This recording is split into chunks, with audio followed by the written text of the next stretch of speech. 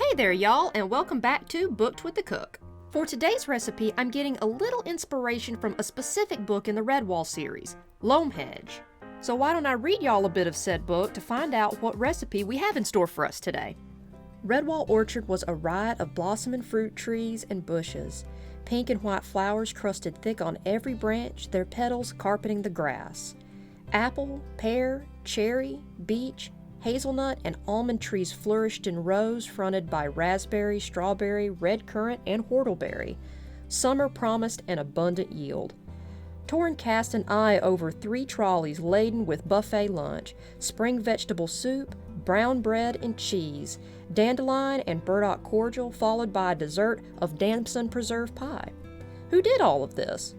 Abbot Carroll bowed apologetically, knowing how touchy the otter cook could be about trespassers in his kitchen domain.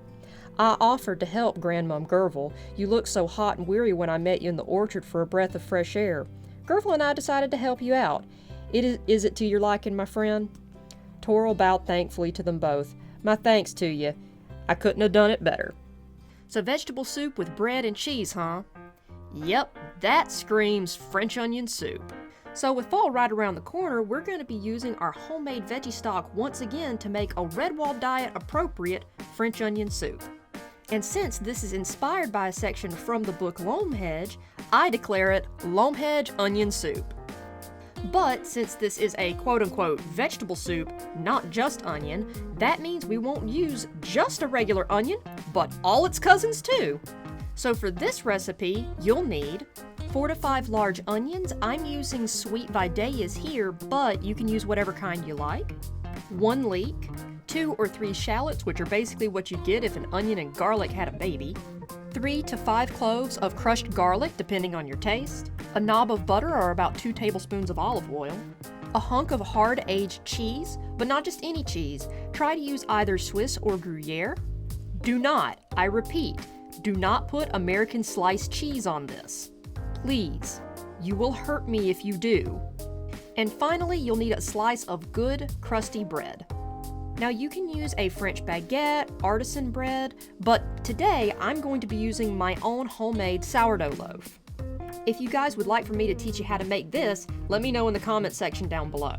Be warned though, do not use the bread from the first episode for this soup. That is a soft bread and it will get grainy and gross. Now, with the not-so-subtle flexing out of the way, let's get to cooking. First, you're going to want to cut up your veggies, or you can cut corners, by just slicing up your onions, leeks, and scallions. But my hubby doesn't like string onions, so I'm going the diced route. In a large soup pot, toss in your butter and melt over medium-low heat. Then toss in your onions, your leek, garlic, and shallots. Similar to the shrimp and hot root soup episode, there's going to be more than enough volume in the pot to keep the garlic from burning, so don't worry about that. And before all that gets too far along, go ahead and toss in 3 or 4 sprigs of thyme and 1 or 2 bay leaves. From here on out, low and slow is the name of the game. You're going to want to get these guys to caramelize, which means low to medium-low heat for roughly 45 minutes up to an hour. Yeah, you heard that right. We want these things to be nice and brown. So while we're waiting for these to cook down, let's discuss some interesting facts about our ingredients and the soup itself. The exact origins of French onion soup are rather murky. Considering the simplicity of the soup, it likely goes back to the medieval era, or at least its foundations do. Onions, on the other hand, these things have been around forever. According to the National Onion Association, a real organization that actually exists, I swear I'm not making this up, onions have been cultivated by humans in nearly every civilization for roughly 5,000 years. They've certainly been around longer than that. That's just their recorded history. You can see them and their leek and garlic cousins in art from as far back as Old Kingdom Egypt, all the way up to modern tables of today. And the Redwall series is hardly the only place you can find literary references to them. The Iliad, the Odyssey, Oliver Twist, multiple Shakespearean plays, and even Journey to the West, all texts that come from wildly different places and time periods, but every single one of them mention this humble little vegetable. Next, let's address the bread, because I actually had to dig into this a little bit. The passage from Loamhedge specifically mentions quote-unquote brown bread. Now, if we're using our modern definition of brown bread, you might think of that kind of sweet bread that's served in places like Outback or Cheesecake Factory. But that's not what we're talking about here. These breads are usually sweetened with something like molasses, which gives it that dark color. Instead, I'm thinking that the brown bread that Brian Jakes is referring to here is a whole wheat bread baked in a very hot oven that would have been common in medieval Europe. A really good example of this is the black bread mentioned in Les Miserables. Brown doesn't just refer to the flour type the bread is made of either, it most likely also refers to the crust's physical color as well. Bread in the Middle Ages was baked for a long period of time, so it developed a very dark and very hard crust, not like the cloudy texture in today's modern brands like Wonder Bread. It needed to be pretty durable, 1, to keep out unwanted pests, and 2, so it didn't crumble to pieces when you carried it in your pocket to work out in a field. That's why the bread I've made for this soup is so dark. It's a combo of bread and whole wheat flours and has been allowed to darken significantly in a very hot oven. And finally, there is the cheese. Now, I mentioned that I will be using the arguably traditional cheese for a typical French onion soup, Gruyere. I say arguably traditional due to the fact that this is actually a Swiss cheese, not a French one.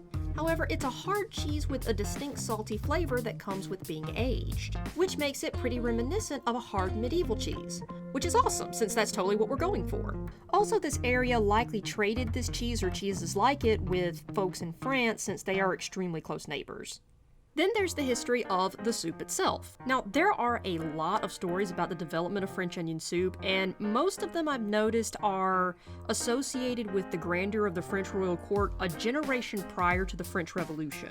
There's one about King Louis XV inventing it in his hunting lodge one night when he gets peckish, raids the pantry, and all he can find are onions, butter, and a bottle of champagne. And I can tell you right now, this one's a load of bunk since I can almost guarantee you that guy never cooked one of his own meals in his entire life. Then there's the possibly more plausible one about that same king's father-in-law having it in while traveling. But my personal theory is that it's actually a medieval soup that's been around for quite literally centuries. But what we do know for sure is that putting the bread and cheese on top and then baking it in the oven, creating what is called an au gratin, was likely done for the first time in Paris in the 1900s in one of the many restaurants that surrounds the La Halle, a market that's over 800 years old. Alright, now with that history lesson out of the way, let's get back to our soup. If you're beginning to notice brown spots occurring on the bottom of your pot while these guys are caramelizing, don't worry, it's not burning. No, this stuff is called fond and it is pure deliciousness. Now, if you can't scrape it up easily or if your onions are looking a bit dry, just drop a bit of your veggie stock in there and deglaze the bottom of the pot. Not a lot, just enough to get that fond incorporated and to prevent your veggies from drying out too much. You can also get creative with your deglazing. You can use anything from a red or a dry white wine to Worcestershire or soy sauce to kind of give it that umami oomph. Here, I'm going to use some cheap Merlot that I found in my cabinet. Now remove the thyme stems and the bay leaves. And once your onions are caramelized as much as you like, go ahead and pour in the rest of your veggie stock. For this making, I'm using about 6-ish cups. You can always adjust more or less based on how much of an onion to broth ratio you're going for. Heat that to a simmer and then add in anything else you might want, like salt or pepper. And then once it tastes how you want, ladle it up in some oven-safe crocks. Not those crocks, these crocks. Then layer up those bad boys with your bread and cheese and pop them in the oven on broil. But keep an eye on it though, don't walk away from it because it can very easily burn. And you'll know it's done when it starts to bubble or possibly brown a little bit on the top. If you don't have oven-safe dishes for this or you're not sure, you can always just use a regular bowl and pop these in the microwave too. And there you have it, homemade Loamhedge Onion Soup. Let me tell you guys, this stuff is delicious. There's not many things better than enjoying a dish that you've made from scratch yourself. If you're interested in more fun recipes, check out our other videos and let me know in the comment section down below what I should do next. Alright, y'all take care and I'll see you next time.